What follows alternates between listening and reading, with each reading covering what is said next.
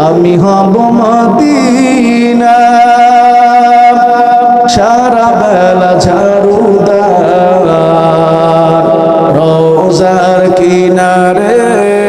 কেটে যাবে দিন আমার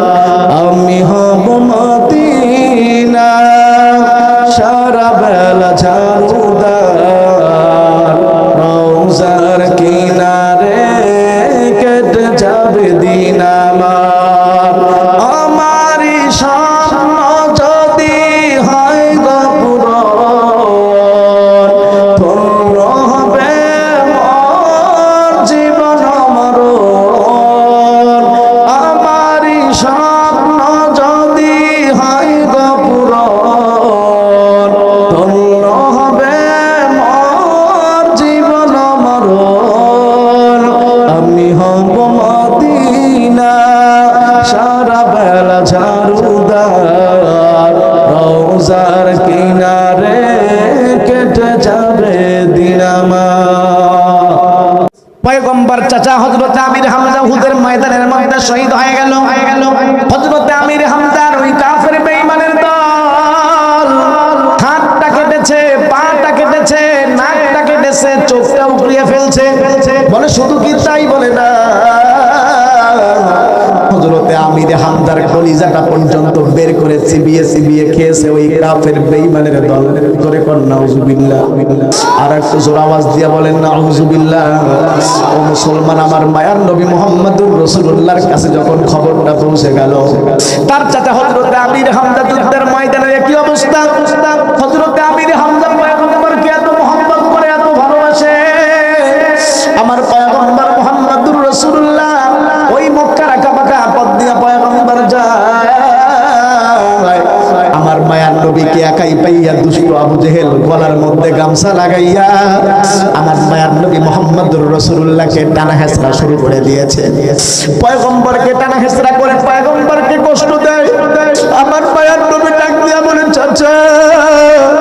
আমার বাবা আব্দুল্লাহ তো আজকে দুনিয়ায় নাই আমার মা আমিনা আজকে দুনিয়ায় নাই ও চাচা আজকে আমার বাবা আব্দুল্লাহ যদি থাকতো মা আমেনা যদি থাকতো আপনি তো আমাকে এত কষ্ট দিতে পারতেন না চাচা ও চাচা আমি মুহাম্মদ বড় এতিম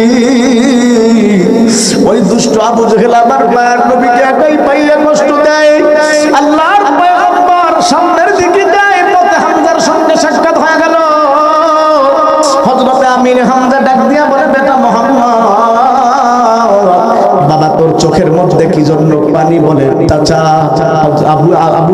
আবু জেহেল আমাকে একাই পাইয়া আমাকে কষ্ট দিয়েছে গলার মধ্যে গামছা লাগাইয়া আমাকে মারছে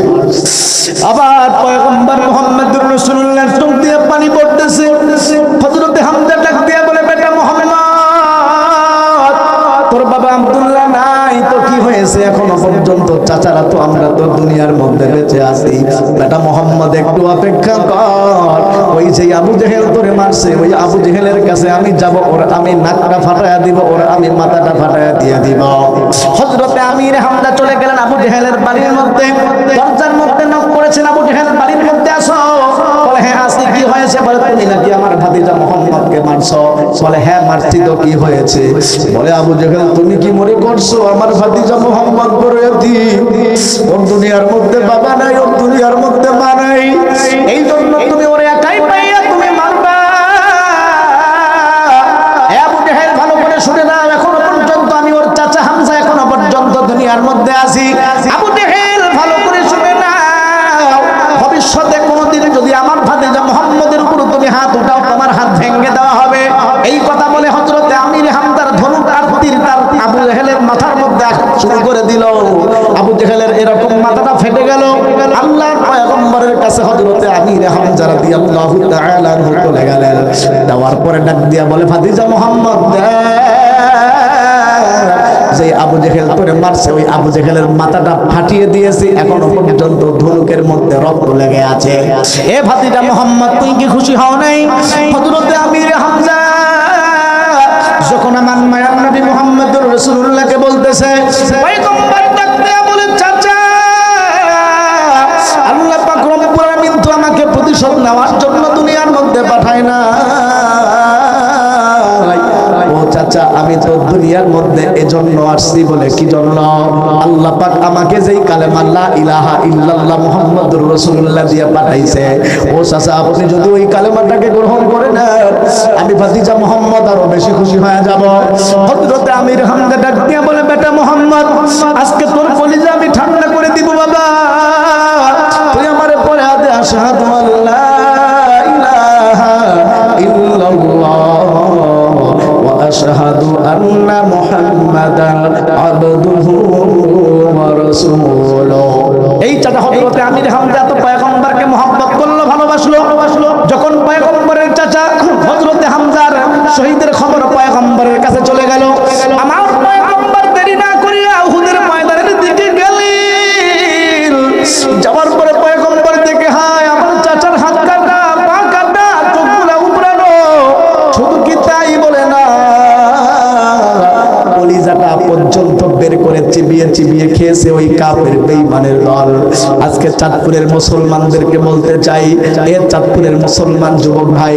যে আমার পয়গম্বর এই কালেমা লা ইলাহা ইল্লাল্লাহ প্রতিষ্ঠিত করার জন্যই পয়গম্বর উহুদের ময়দানের মধ্যে দান মোবারক শহীদ করলেন। হযরতে আমির হামজা জীবনের দাদা রক্ত দিলেন, কলিজাটা পর্যন্ত দিয়ে দিলেন। যদি কখনো সামনের মধ্যে ডাক এসে যায় এই কালেমা লা ইলাহা ইল্লাল্লাহ প্রতিষ্ঠা করার জন্য, পরে যেন যুবক যদি হাত দেওয়ার দরকার হয় হাত দিব, পা দেওয়ার দরকার হয় পা দিব, যদি আমাদের রক্ত দেওয়ার দরকার হয় রক্ত দিব, কলিজা যদি দেওয়ার দরকার হয় কলিজা দিব। তারপরেও যদি প্রয়োজন হয় আল্লাহর কালিমা আল্লাহর দেশের মধ্যে আল্লাহর কালিমা আল্লাহর জমিনে উন্নয়ন করে ছাড়বো। কারা কারা রাজি আছো দুইটা হাত তুলে আমার মালিককে দেখায়া দাও। আল্লাহ তুমি তোমার কুদরতি নজরে তাকায় দেখো রে মালিক, এত রাত হয়ে গেছে আল্লাহ, তোমার বান্দাগুলা তোমাকে কত মহব্বত করে, কালেমাকে কত মহব্বত করে। আল্লাহ তোমার এই কালেমা তোমার জমিনে প্রতিষ্ঠিত করার জন্য যদি জীবন পর্যন্ত দিতে হয়, এই চাঁদপুরের মুসলমানেরা জীবন পর্যন্ত দেওয়ার জন্য প্রস্তুত হয়ে গেছে, নিয়াত করেছে। আল্লাহ তুমি সকলের নিয়াতকে কবুল করে নাও। সবাই জোরে জোরে বলেন আমিন, আর জোরে বলেন আমিন। আমার ভাইরা আলোচনা লম্বা না, আপনাদের কাছে এই উদারত আহ্বান রেখেই আজকের মতো আলোচনা শেষ করতে চাই। আল্লাহ পাক যেন আমাদেরকে মরণ পর্যন্ত এই কালেমার পথে থাকার জন্য যেন আল্লাহ তৌফিক দান করে। সবাই জোরে বলেন আমিন। রাসূল করিম সাল্লাল্লাহু আলাইহি ওয়াসাল্লাম যে রাসূল আমাদের জন্য এত কাঁদলেন, আমাদের রাসূল আমাদের জন্য এত কষ্ট করে গেলেন, মরণের আগে রাসূলের কবরটা যেন একবার কমপক্ষে জিয়ারত করতে পারি। আল্লাহ পাক যেন আমাদের সকলকে তৌফিক দান করেন। সবাই জোরে বলেন আমিন।